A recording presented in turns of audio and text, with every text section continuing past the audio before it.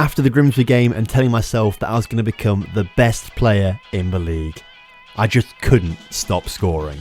Our first game back was against Northampton Town, and really I just wanted to hit the ground running and do what I did against Grimsby and score goals. I couldn't quite get the hat-trick against Grimsby, which was really frustrating despite the amount of chances that I had.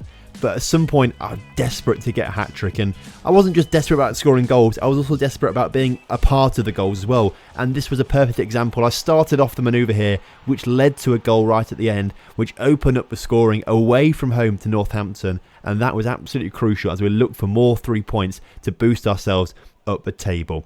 I didn't have to wait long for a goal though, as we started to come forward around the half-hour mark, and a perfect cross gets put in by the goal scorer Lamb onto my head, and I score my first headed goal of my career as well, my professional career. All with the goals with the feet, but considering that I'm 6'3", I should be scoring more goals than that with my head. So that was the first one of hopefully many to come to use my height. And again, another chance to come forward, and this time I just used my solo ability to get past two players. Quite luckily, defenders weren't properly switched on, but I get around them one-on-one with the goalkeeper, and then eventually it sort of rolls in the back of the net in the end. And it's a bit of a weird one, this one. I just couldn't quite understand what was going on here. I had to look at the replay, see if it was actually my goal or not. Now I celebrate, I'll do some dancing because I'm fully aware at this point it should be my goal, but I'm not really fully 100% confirmed that it is until I look at the replay. So you can sort of see here, it goes in the keeper, I fall over, I get kicked by the other player, but he falls over me, and it eventually comes off. It looks like right at the end, actually, it sort of hits the Northampton player, but considering it was already going in the back of the net on target, it counts as my goal in the end. So luckily, I come away with the goal there to make it 3-0, and that is how that game ended against Northampton Town. A 3-0 win, which was absolutely superb. Next up, we took on Crawley at home in the league once again, and we want to keep this momentum going. I put a great cross in to my strike partner there, getting an assist this time. However, turns out the goal was offside. I put the ball in just a little bit too late. Unfortunately, it was too late because that was such a good goal as well. We're just caught offside there, as you can see. So that was really frustrating. But we didn't let it linger as the ball gets put through to me in the second half, and I can put it underneath the goalkeeper to finally claim the first goal of the game on the 53-minute mark, get the goal that we needed to secure the victory, and march forward with more 3 points. I'm actually very pleased with this goal as well. Just being able to finesse it underneath the goalkeeper right into the bottom corner. There's no chance the keeper was going to get that, and the replays make me look really good doing it as well. So I was very, very pleased with that. And that, again, that's how that game finished, 1-0. So 6 points from those first two games after the Grimsby game. Really top quality stuff. Now though, it was something a little bit different. Colchester United in the quarter-finals of the EFL Trophy. Now, we played Colchester earlier on in the season and they beat us 1-0. They're a really good side. They're top of the League 2 table and they're up there for a reason. So we were going to have to be our very, very best here today if we wanted to beat Colchester. And so I was determined to make this the game that potentially could score my first hat-trick. Colchester came close pretty early on, but I made a great defensive recovery making a tackle there. In pre-season, I had a very similar situation where I missed a tackle and then the other team scored from it. So I was really pleased with my improvement there. I think I've improved from pre-season and the manager is looking really pleased with me. Like, he's seeing the improvements that I'm making week in, week out. And surely if I'm making these improvements, Lincoln City are going to pick me to come back, be recalled from loan, and then I'll be playing the second half of the season in League One with Lincoln City, looking for promotion to the Championship, which would be absolutely fantastic. Resulting from that corner, we get the ball cleared, and after a bit of a midfield battle, we start to come forward down the left-hand side of the pitch. I get tackled, but we do regain possession with a poorly placed pass there from Colchester. The ball gets put through to me. I squeeze through a defence, one-on-one with the keeper, and I have a shot. The keeper saves it, but luckily my strike partner was there in the right place at the right time to put us 1-0 up in the quarterfinals of the EFL Trophy. Win this, we go to the semi-finals, and then we are one win away from a trip to Wembley Stadium, which in my opinion is absolutely fantastic. I cannot wait for that opportunity.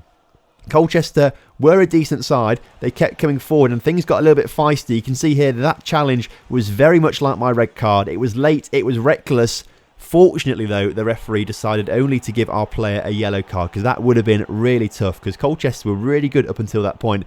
If we had a man sent off, I think Colchester would have been straight back in this game. They nearly were through their shot there just before the half-hour mark. Colchester were absolutely fantastic.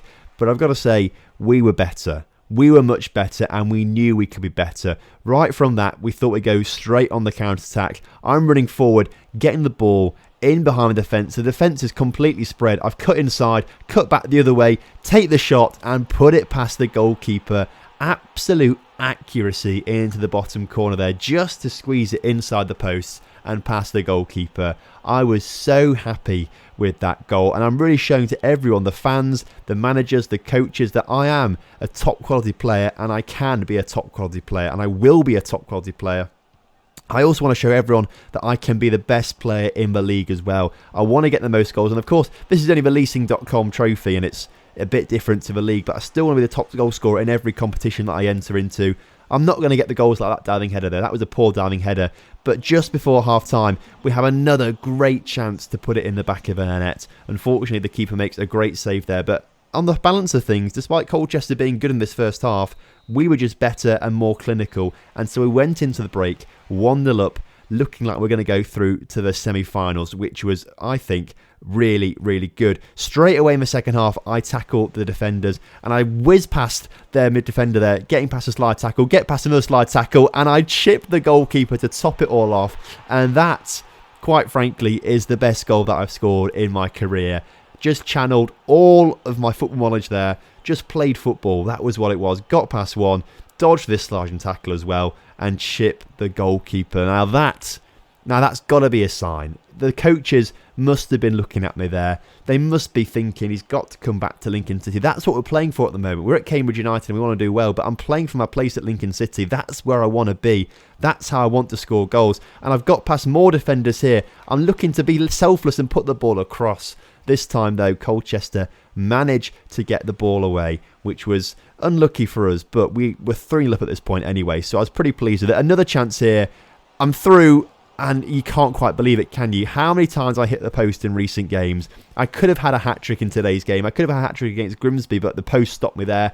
The post stopped me again today, and it's not looking like I'm going to get a hat-trick. Defender managed to clear that ball forward, which would have been quite a good goal to score. However, it would have been pretty hard to beat the defender and the goalkeeper with a header from that range.